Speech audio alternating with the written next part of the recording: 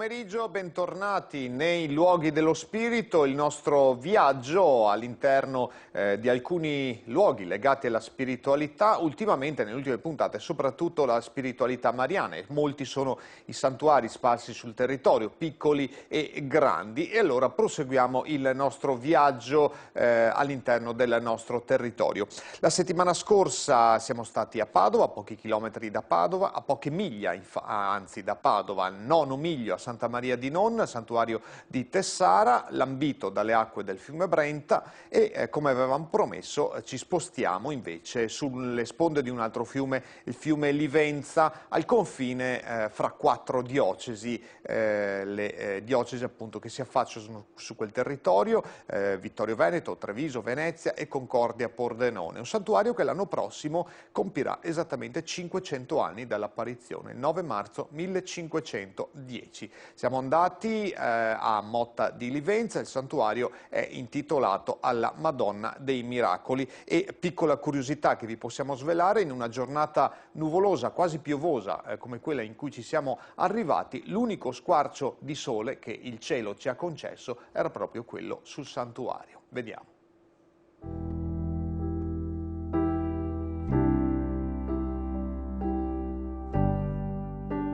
Chi arriva al santuario della Madonna dei Miracoli viene accolto da una lunga fila di archi e colonne che contornano la basilica e abbelliscono il piazzale.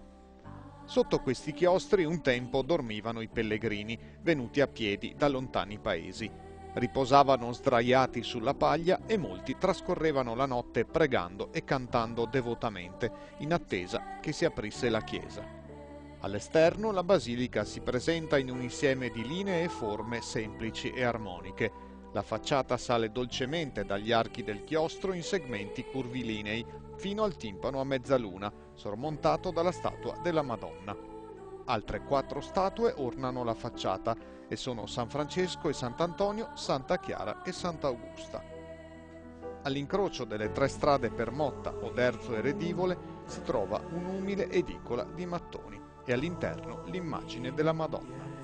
Cristo, credo in unum Deum, Filium Dei unigenitum.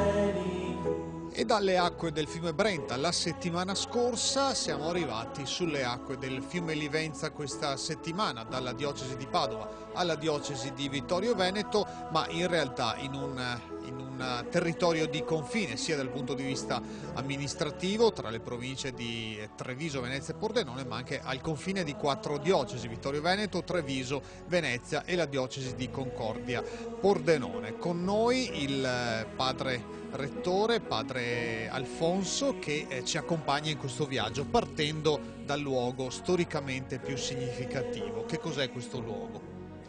Questo è un capitello di fronte al quale nel 1510, il 9 marzo esattamente del 1510, questo pio contadino, Giovanni Cigana, si fermò a pregare.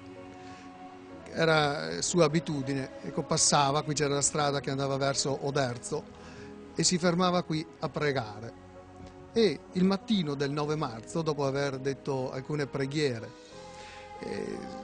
riprese il suo cammino e vide che nel campo vicino, che era seminato a frumento, vide una giovane fanciulla di bianco vestita che gli sorrideva. E questa l'ha salutato dicendo: buon dì e buon anno, buon uomo. Pensiamo che siamo il 9 marzo, Motta faceva parte della Repubblica di Venezia e quindi l'anno iniziava con il 1° di marzo, ecco perché gli dice buon anno. E la Madonna gli chiede di pregare, di fare penitenza, di fare digiuno, lui, la sua famiglia e a quanti incontrava per strada, e aveva chiesto di costruire una chiesa in legno che poi sarebbe diventata una insigne chiesa, un'insigne basilica, di costruire questa chiesa perché la gente potesse recarsi qui per pregare. Lui è stato un po' titubante perché giustamente aveva paura di non essere capito oppure che la gente non credesse a quanto aveva visto. E allora la Madonna, perché in seguito ha capito che si trattava appunto della Madonna, ecco, le aveva detto di non aver paura e di guardare il sole alla sera, che avrebbe visto un segno e che tutti avrebbero capito praticamente. E infatti quella sera la gente vide che il sole era particolarmente rosso e sembrava che ci fossero delle gocce di sangue che si staccassero dal sole. Ecco, questo è stato il segno per cui molti credettero alle sue parole, la gente incominciò a venire qui, sul luogo dove c'è stata questa apparizione. Ecco, è stata costruita una prima chiesa e poi la chiesa che vediamo oggi. È significativo, Padre Alfonso, che la Madonna spesso scelga di apparire ai più piccoli, a quelli che magari non sono, come si dice in Veneto, studiati, quelli che non hanno grandi titoli di studio o grandi sapienze. Perché secondo lei? Sì, questo se guardiamo fa parte, ecco, anche di una certa tipologia delle apparizioni. Ecco, le apparizioni avvengono sempre a persone umili, a contadini. Se guardiamo la storia di Fatima, no? 3 pastorelli, Lourdes, a Bernardetta, che la Madonna le disse un giorno che l'aveva scelta perché era la più ignorante. Ecco, qui a Motta, questo vecchio contadino. Ecco, credo che questo faccia parte del modo di agire di Dio, ecco, quello di scegliere i più piccoli, di scegliere ciò che per il mondo è debole, proprio per confondere, no, i sapienti, per confondere chi si crede forte. Ecco, penso che questo faccia parte un po', ecco, del modo di agire di Dio, quello di scegliere ciò che è piccolo. La Madonna chiedeva già allora, come ha chiesto anche in altri luoghi, ha citato Fatima e Lourdes, di pregare. In questo terzo millennio, in un mondo che corre così tanto, c'è ancora evidentemente bisogno di pregare. Sì, evidentemente sì. Ecco, questa richiesta, ecco, della preghiera, del digiuno, è una richiesta costante che troviamo in quasi in tutte le apparizioni. Se guardiamo la storia delle apparizioni troviamo, ecco, questo particolare. Ecco, perché è proprio la preghiera, no, che ci fa entrare in comunione con il Signore, che ci fa capire che Lui è vicino. Maria ci invita alla preghiera perché la preghiera ci porta a suo figlio. Non dimentichiamo che il compito di Maria è quello di portarci a suo figlio. No? Fate quello che vi dirà, dice alle nozze di Cana. Ecco, la preghiera ci aiuta a entrare in questa comunione profonda, ecco, con il Signore. E penso che ce ne sia bisogno. Ecco, il poter fermarsi, il poter meditare, poter ascoltarsi. Ecco, credo questo sia un bene, ecco, da recuperare o da coltivare, ecco, per chi già ce l'ha. Ci sono forme di preghiera evidentemente diverse, Motta ne è una testimonianza, un esempio, con i pellegrinaggi numerosi, la festa del 9 marzo e anche con la preghiera del singolo.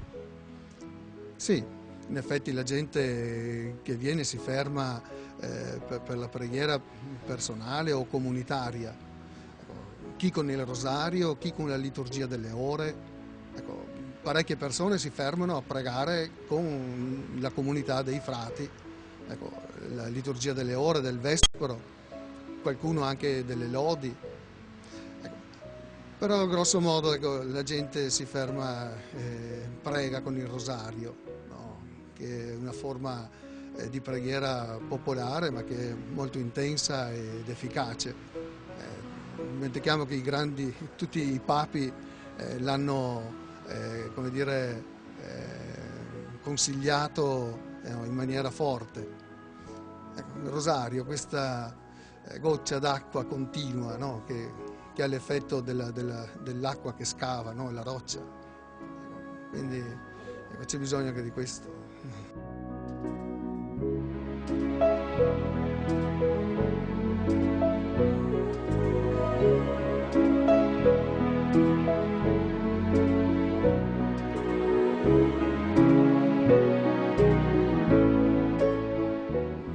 Sul luogo dell'apparizione della Madonna del 9 marzo 1510 cominciarono subito ad accorrere devoti pellegrini che affermavano di aver ricevuto grazie e miracoli. Allora intervenne l'autorità ecclesiastica che 2 mesi dopo istituì il processo canonico sui fatti dell'apparizione e ne riconobbe la verità. La primitiva chiesetta in legno fu ben presto sostituita con l'attuale grandioso tempio, costruito sotto la direzione del francescano padre Francesco Zorzi da Venezia. Un'antica tradizione attribuiva il disegno del santuario a Jacopo Sansovino. La chiesa fu consacrata la prima domenica di settembre del 1513. Più volte, dopo le frequenti pestilenze, fu imbiancata per ragioni igieniche e andarono così rovinati preziosi affreschi, tra cui parecchi del Pordenone. Nel 1713 la chiesa subì una notevole deformazione secondo i gusti barocchi del tempo, ma fu riportata all'armonia delle sue forme originali nel 1891. Il santuario ebbe il titolo di Basilica Minore nel 1875 e 2 anni dopo fu dichiarato monumento nazionale.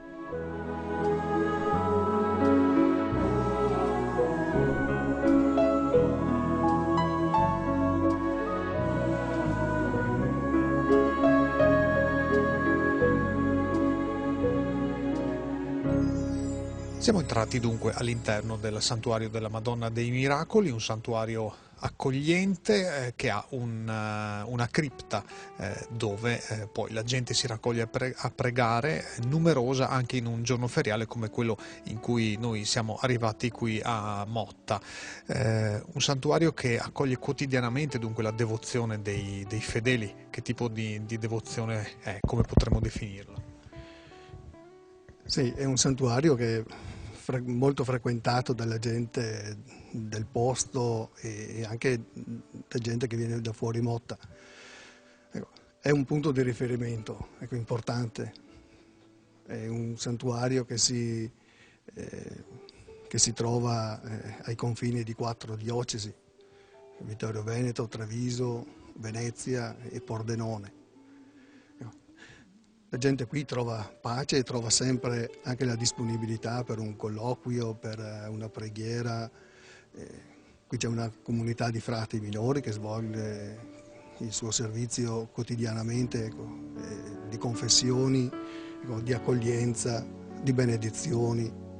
Ecco, la gente chiede soprattutto, ecco, di parlare, ecco, di poter esprimere, ecco, i loro problemi, poter affidare alla Madonna ogni cosa, le loro famiglie. Ecco, qui trovano questo senso di pace interiore, senz'altro. Abbiamo visto nel corridoio entrando all'esterno del chiostro molte fotografie e molte sono di bambini. Sì, c'è questa tradizione, ecco, di affidare i bambini alla Madonna, no? Affidare alla protezione della Madre di Dio, che è la nostra Madre. Ci sono tante foto di bambini, ma ci sono anche tanti ex voto che stanno a indicare, ecco, anche la fede e la riconoscenza che la gente ha verso la Madonna, perché viene, chiede, prega, ecco, ma è anche molto riconoscente. L'anno prossimo è un anno importante, 500 anni dalle apparizioni. Come vi state preparando? Sì, è un appuntamento importante, ecco, per noi frati francescani e per tutta la città di Motta. Sono 500 anni dell'apparizione. Ecco, in questi 3 anni di preparazione, ecco, è stata organizzata la peregrinazio della Madonna. Ecco, l'immagine che c'è giù che attualmente si trova nella cripta, ecco, è stata portata in tutte le parrocchie della diocesi e anche alcune parrocchie fuori della diocesi di Vittorio Veneto. Ecco, viene portata lì. Ecco un po' il segno, ecco, che Maria, ecco, va a visitare le case, no, dei suoi figli. Ecco, finora i suoi figli sono venuti qui a chiedere preghiere, a ringraziare, a chiedere grazie. Ecco, in questi 3 anni è lei, ecco, che visita le parrocchie, quindi c'è questa preparazione. E poi E poi l'anno prossimo qualcosa che avete già in mente? Ci sarà senz'altro, ci saranno delle celebrazioni liturgiche, quindi ci saranno delle processioni importanti e poi il resto lo stiamo ancora preparando. Ecco. Ci stiamo preparando. Nel corso dell'anno qual è il momento più importante? Sì, sono vari i momenti. Ecco. Il più importante ovviamente è quello del 9 marzo, che è il giorno dell'apparizione della Madonna. Ecco, e viene preparato da una novena. Ecco, in questi 9 giorni ci sono le varie foranie della diocesi che giorno per giorno vengono in pellegrinaggio, quindi abbiamo sempre un afflusso molto notevole, ecco, di persone. Quindi il 9 marzo è il giorno in cui tutta la gente di Motta si raduna, anche perché Motta verso il 1630-1631 ecco, è stata preservata dalla peste e i cittadini di Motta allora hanno sentito il dovere, ecco, di fare questo voto di ringraziamento e di venire in pellegrinaggio ogni anno. Perciò ecco, oltre all'apparizione, alla festa dell'apparizione c'è anche questo voto di ringraziamento, ecco, della città di Motta alla Madonna e poi tutte le altre feste, ecco, la festa dell'Assunta in modo particolare, l'Immacolata, ecco, Natale, Pasqua. Ecco. Soprattutto ecco, le feste della Madonna, ecco, queste sono molto frequentate. Però, come dicevamo prima, c'è anche una frequentazione quotidiana di singoli, di mamme con bambini, di nonne con bambini, un continuo dialogo, una continua frequentazione, come essere a casa, insomma. Sì, sì, la gente viene ogni giorno, o in gruppi o anche singolarmente, ecco, entra, prega, si raccoglie in preghiera, affida, come dicevo, ecco, alla Madonna i problemi di ogni famiglia. Ecco, ogni giorno ecco, c'è questo via vai di persone che trovano appunto che cercano e che trovano questo ristoro dell'anima, no?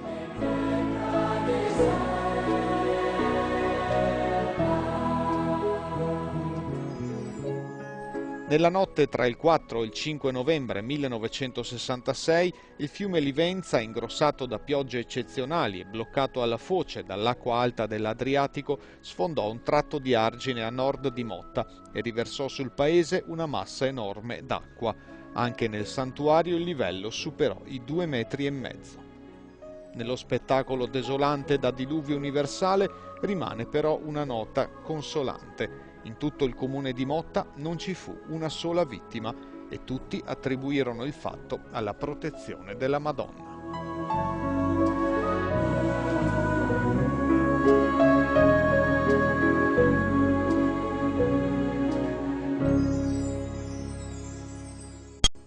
500 anni dunque l'anno prossimo, fra poco più di un anno, in attesa anche che vengano completati, intanto magari iniziati, i lavori di restauro, di scopertura degli affreschi che via via nel corso degli anni sono stati scoperti. Speriamo che si riescano a trovare i fondi per quest'opera, che l'anno prossimo il santuario per i 500 anni possa essere nel pieno del suo splendore. Magari ci torneremo appunto quando sarà tempo delle celebrazioni per questo anniversario. Chiudiamo qui la puntata di oggi. Settimana prossima alla stessa ora un altro luogo dello spirito. Vi aspetto.